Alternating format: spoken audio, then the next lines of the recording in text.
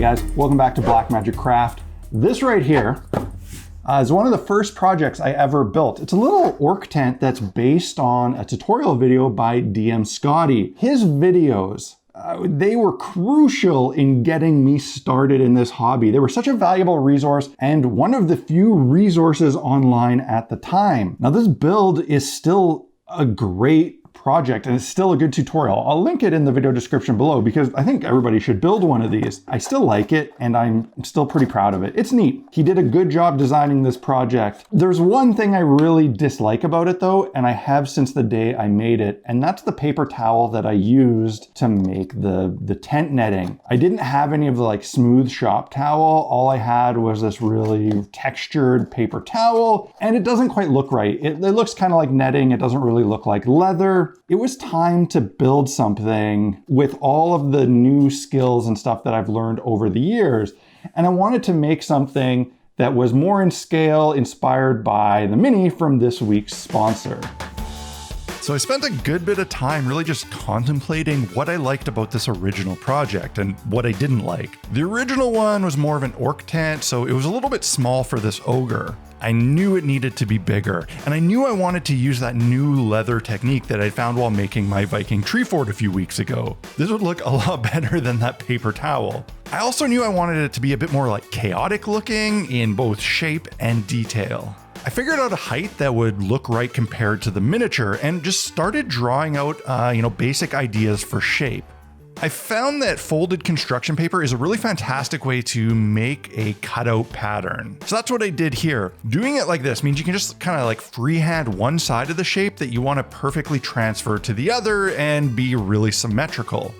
The shape had to be transferred to a 3D form though, so I thought one way to do that would be to make several cutouts of foam core, but at different widths. This way the building could kind of like flare out in the middle. I made a rough sketch of the footprint of what I thought I might wanted it to look like to get an idea of various widths. This is all still very freeform though, and I was sure to change this drastically throughout the process. It took a bit of time and several scrapped pieces, but eventually I got 3 templates that I thought could work.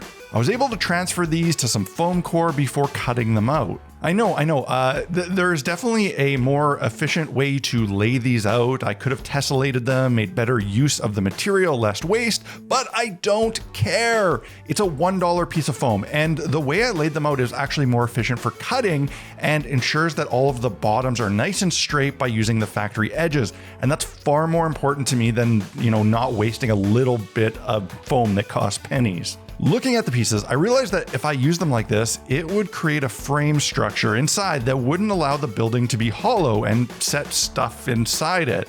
That's usually not a deal breaker for me, but it is nice whenever possible to be able to just like lift a building up and have it reveal miniatures inside. So to make this possible, I cut out the inner bit of each little like framing piece, making sort of wishbone shapes. Then it was just a matter of committing to an actual layout and finding a way to attach everything together. I wanted to do a bit of a weird shape and couldn't really think of a way to attach the framing pieces together securely other than just mounting them to a bottom to a board. And you might be thinking, but Jeremy, if you mount them like this, you're sealing the bottom, making all the cutouts you just did completely useless. And if you're thinking that, you'd be right. I was left with this really unique structure shape. It definitely wasn't your typical tent, and it was nice and strong enough that I could move on to my favorite new technique, making leather hide with construction paper. This is basically just paper mache, but using a thicker construction paper. Using that thicker paper is really important here. It's basically just a matter of mixing some PVA glue with some water and ripping strips, dunking them in the glue, crumpling them up, and placing them on your form. The more pieces you use, the better the effect, and it's really important to not have any clean, straight lines. You want everything to be ripped and frayed and to have that animal hide look.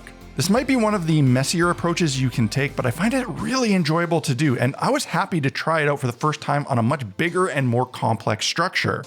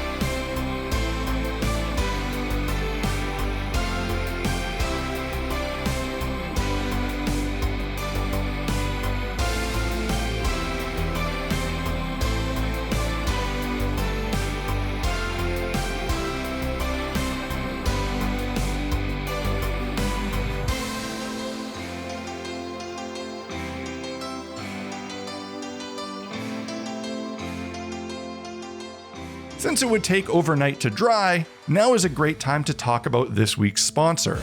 Broken Anvil Monthly on Patreon offers epically offbeat 32mm tabletop miniatures every single month. They're all expertly pre-supported and are designed with painters in mind. Painters of all skill levels. The minis have plenty of detail to be meticulously painted by experts, but are also designed in a fun, bold way that works great for new painters. This month's theme is the Wild Warrens, and it comes with all the fantastic characters that inhabit them. For only $9 a month, which is pretty darn cheap, you get over 50 printable miniatures full of creatures and heroes. This month is full of anthropomorphic tribes of like rabbit folk, wolfin, and turtlekin, each with their own unique flavors, but still representing classic fantasy tropes like knights and necromancers. Of course, these tribes find themselves in conflict with many of the other humanoid creatures in the Warrens, like ogres, one of which I decided to print and paint for inspiration for this build.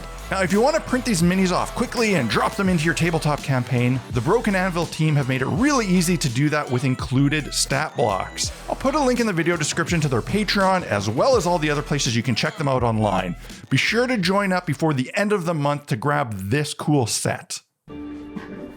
Well, it's the next day, and I seem to have created a very bizarre birthday cake? This looks weird at that point, it really does. I'm also feeling a little reluctant about the size. It's huge, but I gotta remember the size of this ogre. I mean, realistically, it's not too big. It just seems really large, and I think in general, some terrain like buildings and stuff end up being on the smaller size just to kind of work and fit on the table. This is probably about right. I glued this right to this board. I don't like buildings being on a decorated base. The beautiful thing about this little simple project I did years ago, when I put the paper towel down, it was draped over and hung flat on the table. So now this just sits on any surface and looks good. This one doesn't. I want to get this base off, but it's holding all of this structure at the bottom, so it might rip it apart. I'm gonna try anyway. Possibly all the structure stuff will come out and maybe not have attached itself too well to this, but this is pretty hard and it might stand up without it. You know what? I don't know. Let's just stop talking and start doing. I'm just gonna cut this away like this, get this paper edge off, basically cutting it away from the foam.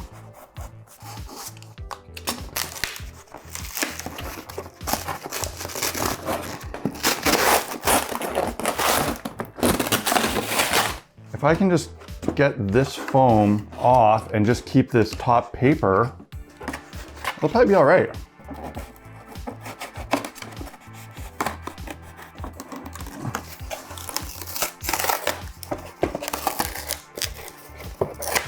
This is actually working pretty good. Had I known this would work, I might have done this intentionally and only lightly tacked the bottom in place with glue. I can get away with taking a lot of this out.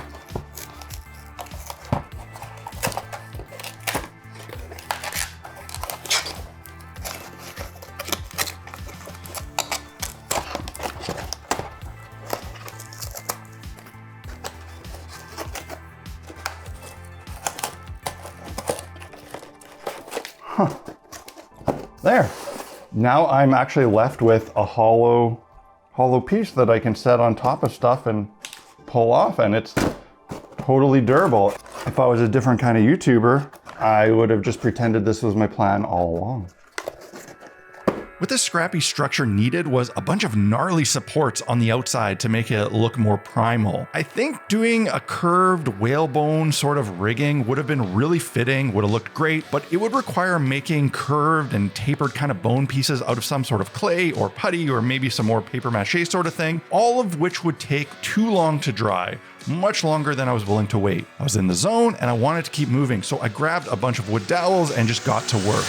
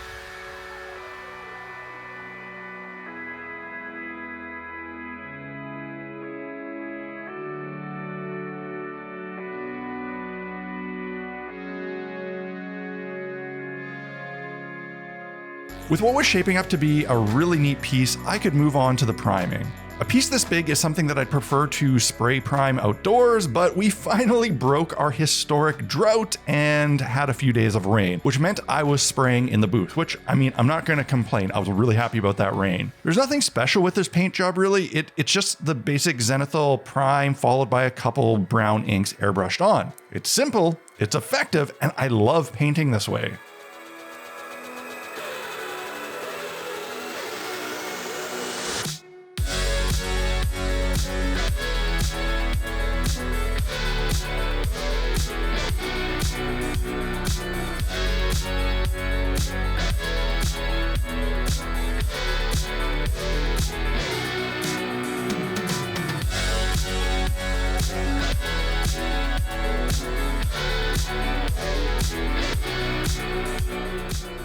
After the ink was dry, I tried to give it a bit of a dry brush, but it just looked like crap. It just really didn't work here, so I stopped that immediately and moved on to an oil wash. When I did the Viking tree fort, I had saved one of my leftover washes in a jar. I wanted to see if they would hold up being pre-mixed and stored for later.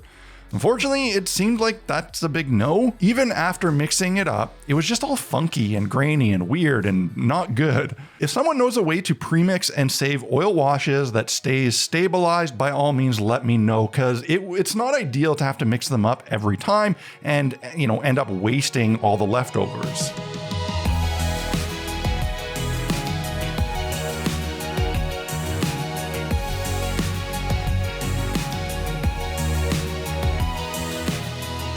The other part of building my tree fort project that I really enjoyed was all the rope rigging. That time I had regretted doing it before paint, so this time I wanted to give it a shot after paint.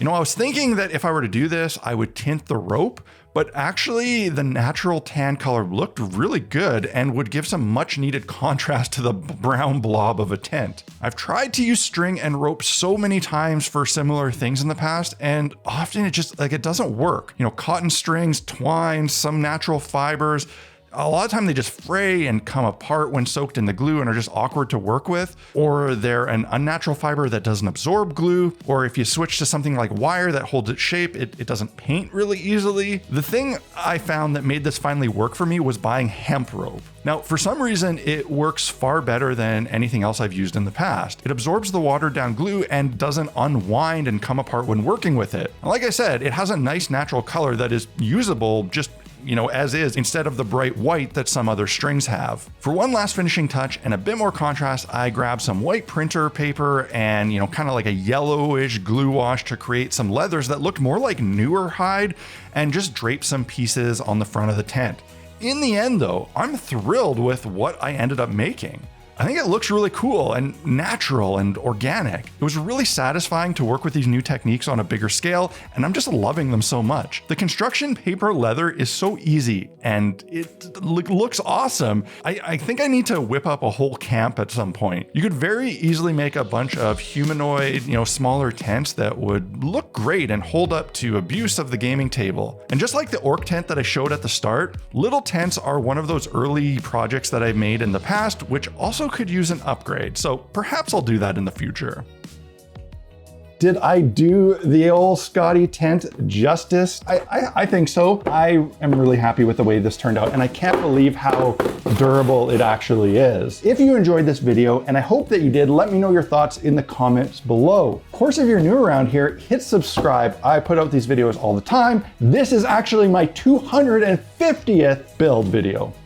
That's a lot of builds, so there's more where this came from. If you want to pick up any tools or supplies, head over to blackmagicraft.ca. There I have my essential equipment page where I list and explain and link to all the stuff I use regularly. Shopping through those links helps fund the production of these videos. And if you really like these videos, you get a lot of value out of them and you want to help me keep making them, the best way you can do that is by supporting the channel on Patreon. I'd love to have you as the newest member of the Blackmagic Craft Fellowship.